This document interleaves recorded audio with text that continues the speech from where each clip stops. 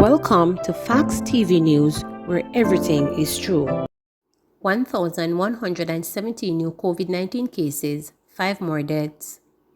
Jamaica on Sunday recorded 1,117 additional COVID-19 cases, pushing the tally to 120,682. Of the new infections, 660 are women and 457 are men, with ages ranging from 7 days to 103 years. A total of 3,355 tests were conducted. The country's positivity rate has moved to 48%. The cases were recorded in St. Catherine 245, Kingston and St. Andrew 227, St. James 156, St. Anne 116, Trelawney 81, Westmoreland 48, Clarendon 44, Manchester 44, St. Mary 39, Hanover 33, St. Thomas 32, St. Elizabeth 28, and Portland 24. Meanwhile, 5 more deaths have been recorded, increasing the tally to 2,599.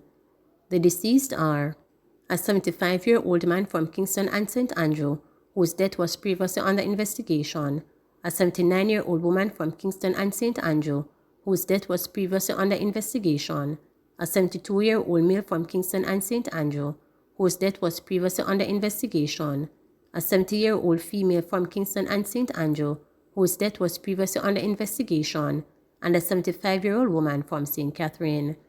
The Ministry of Health says the deaths occurred between September 2021 and January 2022, and 1 more fatality has been recorded as coincidental, moving the figure to 204. 6 additional deaths are under investigation, increasing the tally to 379. In the meantime, there were 189 more recoveries, increasing the total to 68,463. Some 546 persons are in hospital, with 132 being moderately ill, 61 severely ill, and 27 critically ill. Also, 25,594 persons are at home in quarantine. Emergency matters only at Kingston and St. Andrew Family Court. Court Administration Division is reporting that the Kingston and St. Andrew Family Court remains open for emergency matters only. The court was closed last week Monday because of COVID-19 cases among staff members. Emergency matters include children in contact with the law, maintenance matters where children are approaching the age of 18 and an extension is being sought, domestic violence matters, and matters under the Child Care and Protection Act. Members of the public are also reminded that they can report cases of domestic violence at the nearest police station. The judiciary is encouraging all Jamaicans to obey the COVID-19 protocols to reduce the rate of infection. For further information, persons can contact the division at 876-754-8337 or toll free at 1-888-429-5269 or via email at customerservice@cad.gov.jm. Businessman murdered in St. Mary.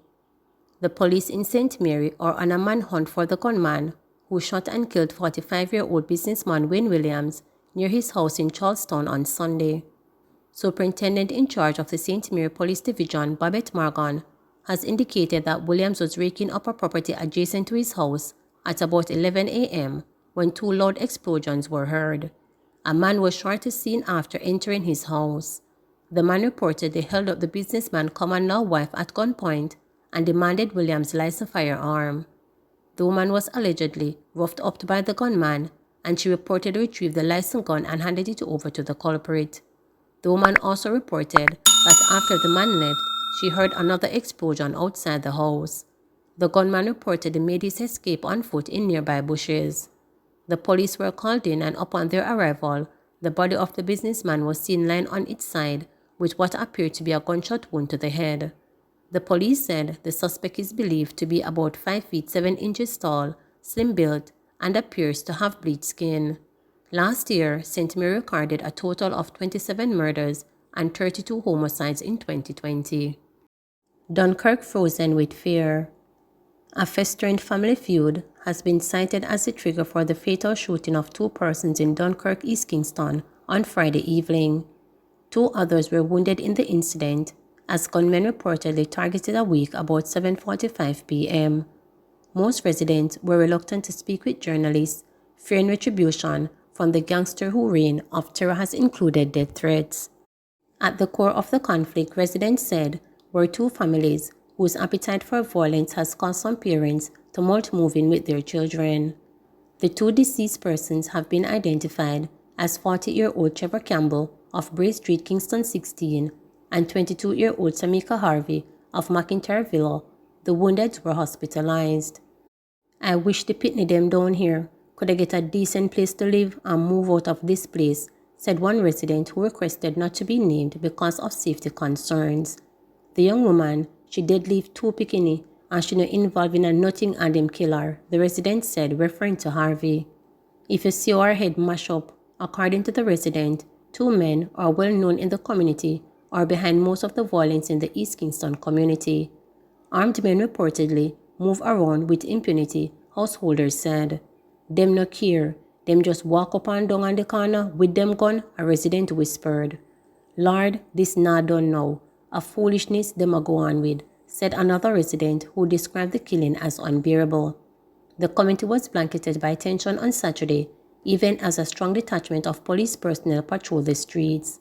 One cop, Constable Joel Robinson, delivered an impromptu sermon, urging repentance and warning of the consequences of further unrest if the appeal was not heeded. A small group of residents who gathered to listen to Robinson was receptive, acknowledging his on-the-spot sermon with amens. Kingston, Eastern, and Port Royal have been a long-time hub of gang violence.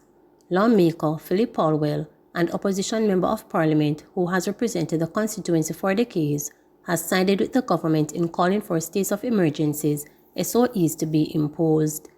His view was a departure from the opposition's People's National Parties, which contends that the police have other tools at their disposal.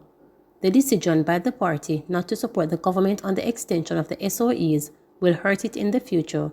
The government does not have a crime plan. So, since the SOEs are the only tools they have, at least in the interim, I believe they should have supported it, Paulwell said. "My people in East Kingston want an end to murders. When their loved ones are dying without cause, you can't tell them about principles." Another gun found at National Stadium East police operation. A 4th gun has been found by the police in the operation at the National Stadium East Field on Mountain View Avenue in St. Andrew. Yesterday, the police recovered a shotgun, an AK-47 rifle, and a UZI submachine that were buried on the grounds. At this time, Deputy Commissioner of Police Fitz Bailey said the seizure was part of the police anti-gang initiative. He added that the find was made based on intelligence received by the police. Bailey has vowed that all weapons hidden in the complex will be found. The police are reminding members of the public to report guns, drugs, and wanted persons anonymously to Crime Stop at 311. The operation continues, and we believe that there might be other weapons being concealed in this space. This, in fact, reinforced the point that we have been saying, that there's too much of an easy access to firearms in this country. And what we are faced with as a society is not a normal situation. These persons, when they do have firearms, they are not scared to fire, and they continue to fire their guns with impunity. I want to say, as the commissioner have said, and the High Command have stated, we are going to push back. And this is one of the efforts, and we'll continue on several other efforts. There are a number of things in the pipeline which I cannot disclose at this time, but we are going to pull back Jamaica from the hands of these criminal elements. As I indicated, the operation will continue into tomorrow, because we're not going to stop until we find every weapon that is hidden at this location.